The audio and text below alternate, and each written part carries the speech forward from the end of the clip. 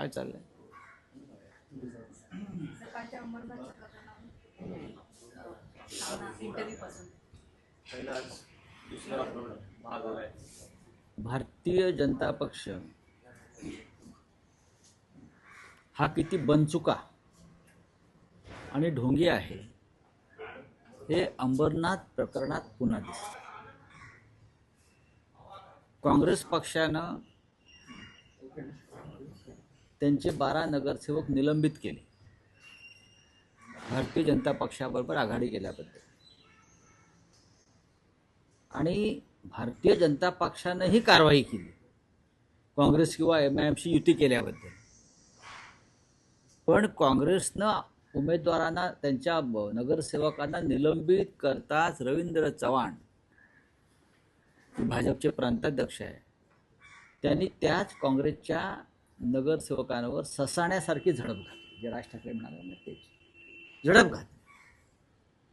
काँग्रेस विचाराचे लोक आहेत ते. काँग्रेसने त्यांना पक्षातून काढलंय आज काल, आणि तुम्ही त्याच काँग्रेसला आपल्याबरोबर घेऊन अंबरनाथमध्ये सत्ता स्थापन करता का?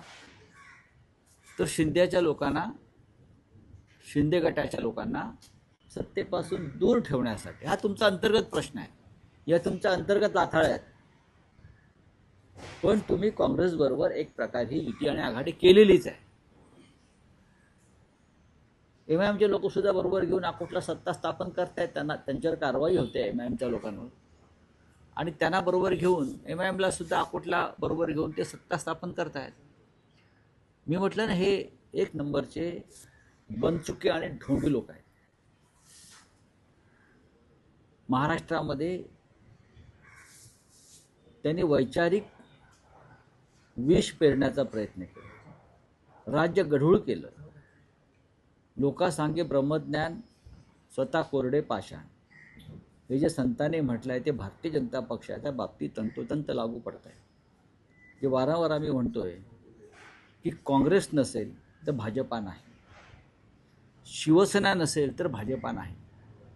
पूर्वी नेते किंवा कार्यकर्ते घडवले जात होते, आता ते पळवले जातात आणि आपले पक्ष उभे केले जातात.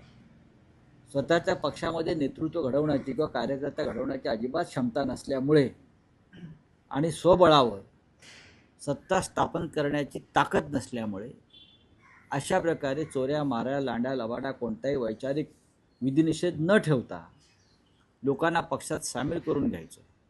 खरं म्हणजे रवींद्र चव्हाण ह्यांच्या ठाणे जिल्ह्यामध्ये घडलं आहे. अंबरनाथचा प्रकार जो आहे हा भाजपचे प्रदेशाध्यक्ष रवींद्र चव्हाण जे ठाणे जिल्ह्यातले आहेत, डोंबिवलीतले आहेत, त्यांच्याच भागात प्रकार घडला आहे ना हा काँग्रेस आणि भाजपा युतीचा.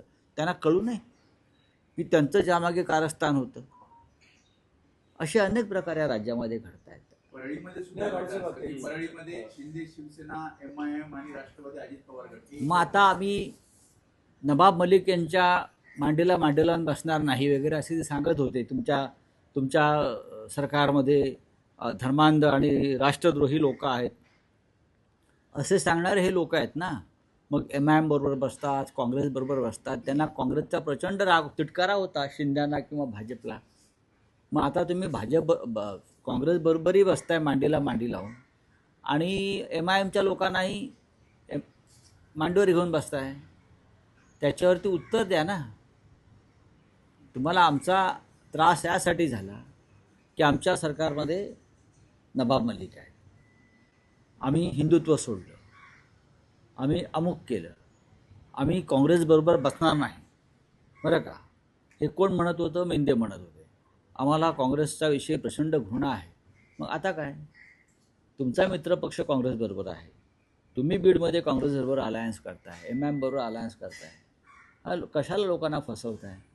नाही पण सर, राऊतच्या महाराष्ट्रात सत्ता स्थापनेसाठी जे काही पॅटर्न अस्तित्वात येत आहेत, सर्वच राजकीय पक्षांनी वैचारिक म्हणजे विचारसरणी बाजूला ठेवून वैचारिक सुनता केली. त्याला वैचारिक सुनता करणं म्हणतात. वैचारिक सुनता करणं. आम्ही राज ठाकरे यांच्याबरोबर आहोत.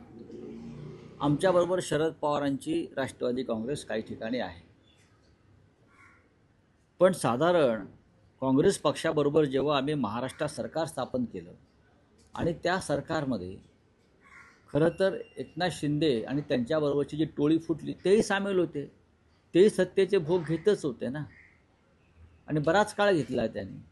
त्यातूनच ते 50-50 खोके वाटण्याची ताकद निर्माण झाली. म्हणजे 2,000 कोटी रुपये त्यांनी वाटले आमदारांना. तेव्हा त्यांना काँग्रेस नको. त्यांनी पहिल्या दिवशी काँग्रेसचं सरकारमध्ये बसणार नाही ही भूमिका का घेतली नाही? 2.5 वर्ष सरकारमध्ये बसल्यावर तुम्हाला ही उपरती झाली. साहेब, एक काल वेगळा प्रकार महाराष्ट्राच्या राजकारणात बघायला मिळाला. तुमची आणि एकनाथ शिंदेची पहिल्यांदा भेट झाली. ही अनपेक्षित भेट होती की तुम्ही ठरवून त्यांना भेटायला? कसं काय ठरवून कोणाला भेटेल? ही अनपेक्षित भेट असते. अशा प्रकारे ज्या भेटी असतात त्या अनएक्सपेक्टेड असतात, अनपेक्षित असतात. ते राज्याचे जरी बेकायदेशीर असले तरी उपमुख्यमंत्री समोर आले. आम्ही एका कार्यक्रमात एकत्र होतो. आता आपल्या विचाराची नसलेली व्यक्ती त्या कार्यक्रमाला आले म्हणून त्या कार्यक्रमावरती बहिष्कार टाकण्याची विकृती आमच्यामध्ये नाही. माझा कार्यक्रम झाल्यावर तिथे समोर होते, हाय हॅलो झाला आणि आम्ही निघून गेलो. त्यांनी नमस्कार केला, तुम्ही एकेकाळी तुम्ही जिथे आहात ज्या घरी त्यांचं जाणं येणं होतं. एकेकाळी ते आमचे सहकारी होते, जवळचे मित्रही होते. हे सत्य आहे ना, हे सत्य आहे. आता त्यांनी पलायन केलं तर आम्ही काय करणार? आम्ही आहोत तिथेच आहोत. असं आहे की जे नीतिमान आणि निष्ठावान असतात त्यांच्यासमोर जे पळून जातात त्यांच्या नजरेला नजर ते भिडवू शकत नाहीत. हे मी शिंद्यांच्या बाबतीत म्हणत नाहीत, हे सगळ्यांच्याच बाबतीत असेल. आता अजित पवार शरद पवार एकत्र आहेत, पण सुरुवातीच्या काळात अजित पवारसुद्धा शरद पवारांच्या डोळ्याला डोळा भिडवत नव्हते. हे आपण चित्र पाहिलं असेल. पण हे सर्वत्र आहे. त्यामुळे अवघ्या काही सेकंदासाठी हा प्रसंग घडला. त्यावेळेस शिंदेच्या जेव्हा तुम्ही समोर आला, काय एकूण तिथे चित्र होतं किंवा तुम्हाला काय वाटलं? मला काही नाही वाटलं. मला काय वाटणार? आणि कशा करता वाटावं? त्यातून काय महाराष्ट्रात त्यातून काय मिळणार आहे? काहीच नाही. ते ढोंगी भाजपबरोबर सत्तेमध्ये आहेत, त्यांना भाजपा ब्लॅकमेल करत आहे.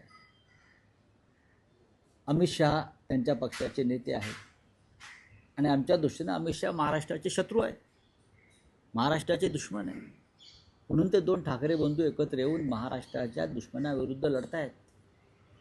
भाजपमधल्या बंडखोरांची हकालपट्टी किंवा त्यांच्यावर निलंबनाची कारवाई झाली, पण ठाकरेंचे अजून अनेक बंडखोर अपक्ष रिंगणात आहेत. दोन्ही कारवाईबद्दल दोन्ही बाजूनी काही ठिकाणी अपक्ष किंवा बंडखोर रिंगणात दोन्ही बाजूने, असं नाही, दोन्ही बाजूने आम्ही दोन्ही बाजूने आहे. त्याच्यावरती आता काल आम्ही रात्री चर्चा केलेली आहे. बघू आता.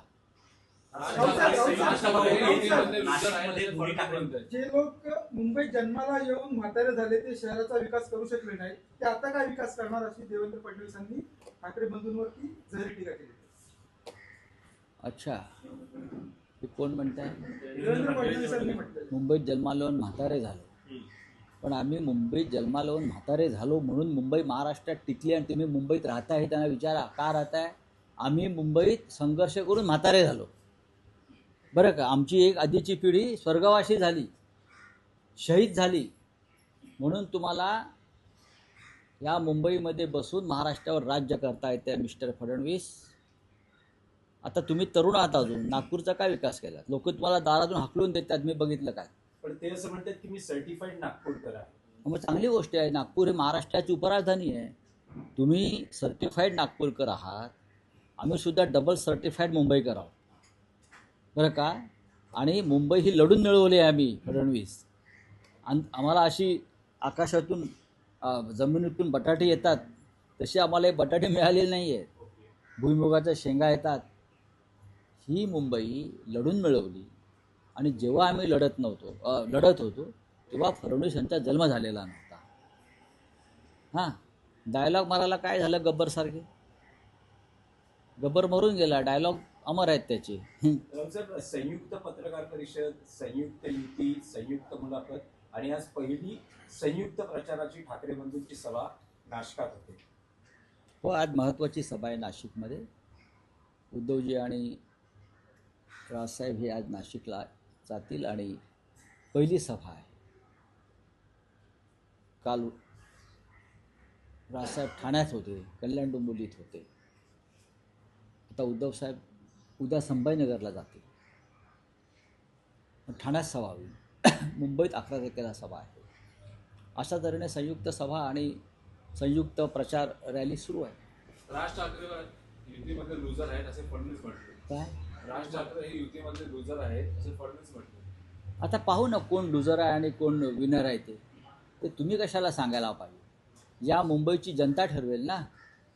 आणि मुंबईची जनता ही कायम ठाकरेंच्याच मागे उभी राहिली आहे. हे देवेंद्र फडणवीस यांनाही चांगलं माहिती आहे.